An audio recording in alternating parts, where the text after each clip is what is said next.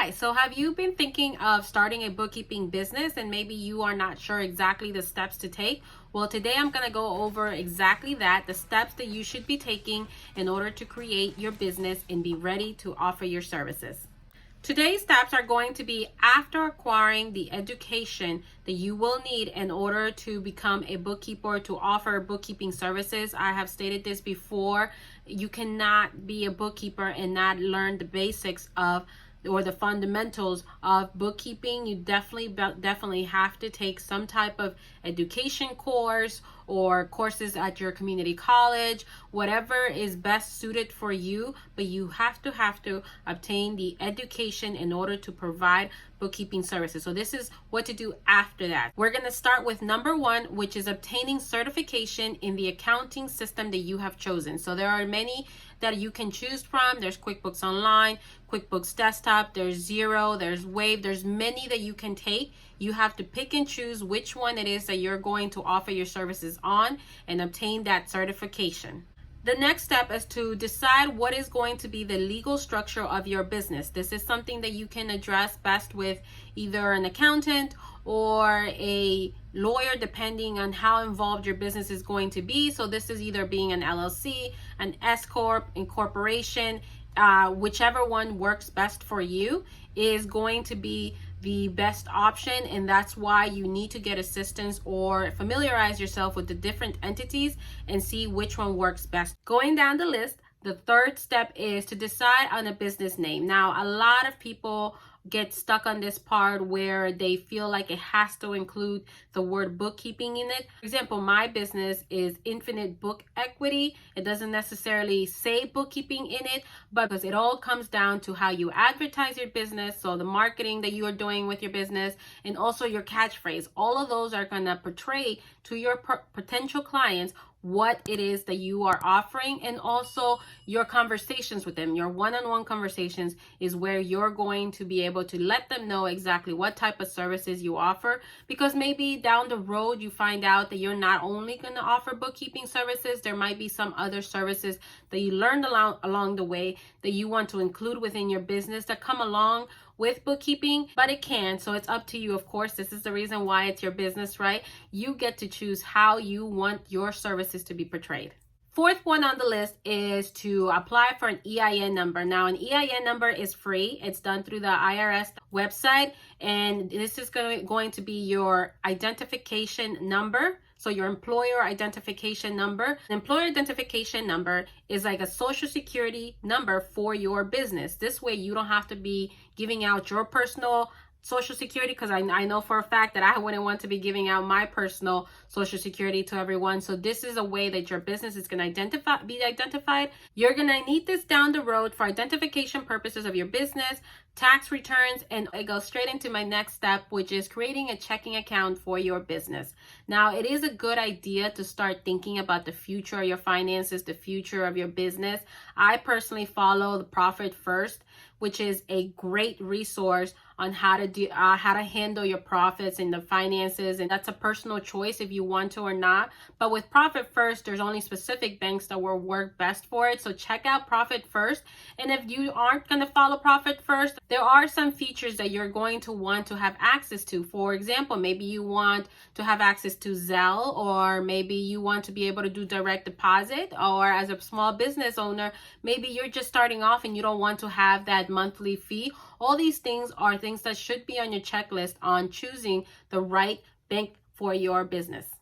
So we're on step 6, which is checking with your state to see that no additional permits, licenses, or certifications are needed. And the best place to get all this information is from your state website. A lot of this information is online on how or what it is that you need in order to keep on providing your services as a bookkeeper, or to start providing your services as a bookkeeper. So definitely check out your state website to confirm that no additional certifications, permits, or licenses are needed. For example, in some states, there is a sales tax applied to the services that you provide, versus other states there aren't. So that's definitely something that you need to familiarize with yourself and inform yourself so that we are not surprised at the end of the year, right?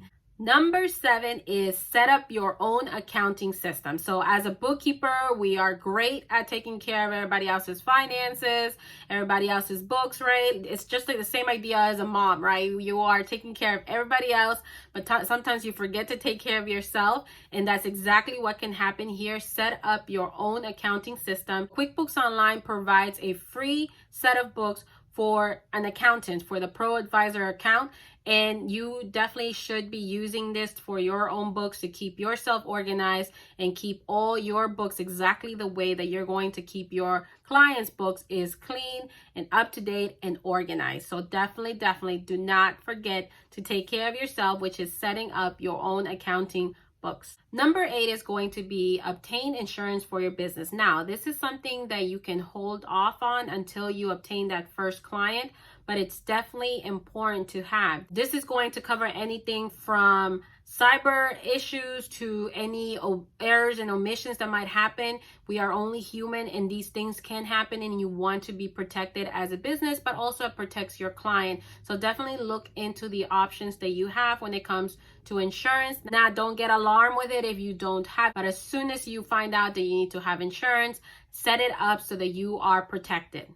And with that, we're going to go into our last step, which is number 9. And this is something that you are going to work throughout the business. It does not have to be set at the beginning when you set up your business. We don't need a brand necessarily in order to be in business. We can go into business and have just business card with your name, your business name, your phone number. That's all you need basically to create a business and to offer your services. Now, of course, you're going to want to set a brand, but it's not necessarily what's going to offer your services. So you can work on your brand throughout the life of your business, but it is a good idea to at least have an idea and maybe set a color palette that you're going to use when it comes to social media posts or to any advertising that you do, or even your business card. Some people want to have their brand already on their business card, so this is an option that you can take on throughout the first few months of your business. It doesn't have to be set in stone because we all know that we change ideas all the time. So we might not be set completely at the beginning.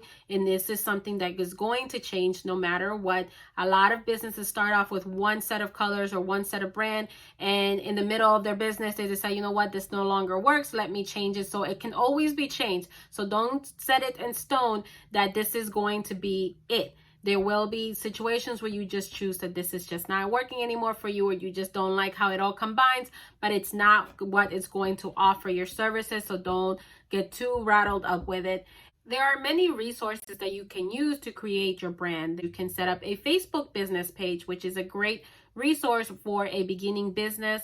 Also, creating a logo. I personally created my logo with Canva, but there are other resources that you can use in order to create a logo that best fits your business. Another great resource is business cards, right? Because of course, a lot of the first clients that you're going to get are going to be word of mouth. Like I mentioned in the video that I created on how to obtain your first bookkeeping client, which I'll link up on the top of this video, you first client is probably going to come from word of mouth. So those one-on-one conversations that you have with other people about your business is probably where your first client is going to be. And you want to have some type of card where you can provide your information or something that they can give out to someone who might be interested in your services. So there's so many resources out there to create your business and to start offering your services that there is no reason why you have to be set in stone that this is going to keep you from starting your business. With that, I hope that this is a list that you have found helpful. Let me know below, comment below if you want a